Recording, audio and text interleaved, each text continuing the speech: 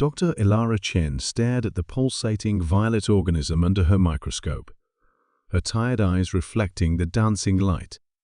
The quarantine lab, aboard the Galactic Council's flagship Harmonious Unity, was silent except for the hum of air purifiers and the occasional beep from her modified Earth equipment. "Fascinating," she whispered to herself, adjusting the magnification. "The protein coat reconfigures every 47 seconds. Precisely." The lab door hissed open. High Counselor Zex Tarrell ducked his elongated head to enter, his forearms clasped in the traditional Arcturian gesture of respect. Despite being the third most powerful individual in the Galactic Alliance, he approached the human doctor with reverence. "Dr. Chen, the death toll has reached 14 billion. 3 more systems have reported outbreaks." His voice, translated through her neural implant, carried undertones of desperation that the technology couldn't filter out. "The Council is frightened." Ilara nodded, not looking up from her work. As the only human serving on the Council's emergency medical response team, and the only xenoimmunologist who'd made any progress with the pandemic, she'd grown accustomed to the weight of expectations. "The Vextal spores are evolving faster than predicted," she said, gesturing to her holographic models. "But I've identified something interesting in the way they interact with different cellular structures. Across the vast United Galaxy, with its thousands of sentient species and millions of colonized worlds, no one had seen anything like the Vextal plague.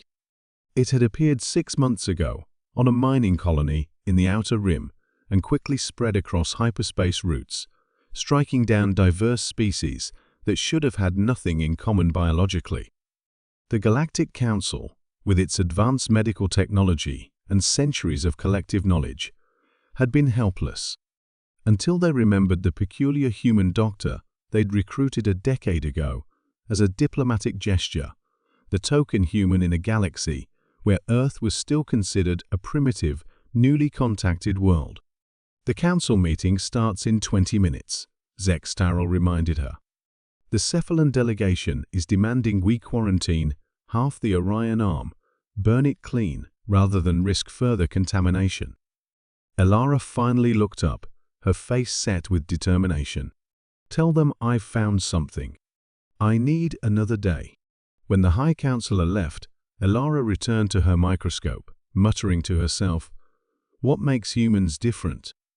Why am I not sick?" Humans were among the few species showing complete immunity to the plague. It was why she could work without the cumbersome protection suits that her alien colleagues required, suits that hadn't saved many of them. 17 hours later, Ilara stood before the Galactic Council's emergency session, her small human figure dwarfed by the massive chamber designed for beings of all shapes and sizes. 342 species were represented, many attending via hologram from quarantined worlds. "The Vextal spores aren't a naturally occurring pathogen," Ilara announced, her voice amplified throughout the chamber. "They're artificial engineered to target specific genetic patterns common across most galactic species." Murmurs of shock and outrage echoed through the chamber. "Most importantly," she continued, activating her presentation display, "they were designed to avoid certain markers that humans, Galri, and Wendix all possess. It's why we're immune." Supreme Counselor Moxarel, the ancient Thraxi who led the Council, leaned forward on his gravity throne. "You're suggesting biological warfare. Who would dare such an atrocity?" Ilara shook her head. "That's not for me to determine. What matters is that I've isolated the mechanism."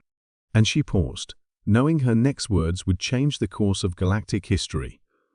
"I've developed a countermeasure." The chamber erupted in chaos. Beings of all descriptions calling out, translator systems struggling to keep pace with hundreds of languages being spoken simultaneously. Moxarl raised his ceremonial staff, bringing immediate silence. "Explain, Dr. Chen." "It's surprisingly simple," Ilara said. "The pathogen was designed with too much elegance. It has a perfect pattern. I've created a synthetic protein derived from human cellular structures that disrupts that pattern. It can be easily manufactured and distributed as an aerosol vaccine."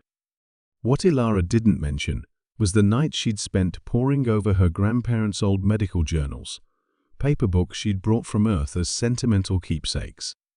While the galaxy had leaped ahead with genetic manipulation and molecular restructuring, they'd forgotten some of the basic principles of immunology that humans had discovered during their primitive stage. Within a week, production facilities across 12 star systems were manufacturing Ilara's vaccine. Within a month, the death rate had dropped by 87%. By the third month, the Vextol plague was officially contained. On a rare personal day, Ilara sat in her quarters aboard the Harmonious Unity, looking out at the stunning view of the Perseus Arm. Her communication terminal chimed a direct call from Earth, a rarity given the expense of instantaneous interstellar communication. Dr. Chen, her former professor at Johns Hopkins, greeted her, his aged face breaking into a proud smile. "I've just reviewed your published methodology. You used Pasteur's principles of attenuation, didn't you?" Ilara laughed. "Combined with some of Fleming's original notes on antibiotic discovery. Sometimes, the oldest ideas work best on the newest problems." "The galaxy is calling you a hero," he said. She shook her head. "I'm just a doctor who remembered her history lessons."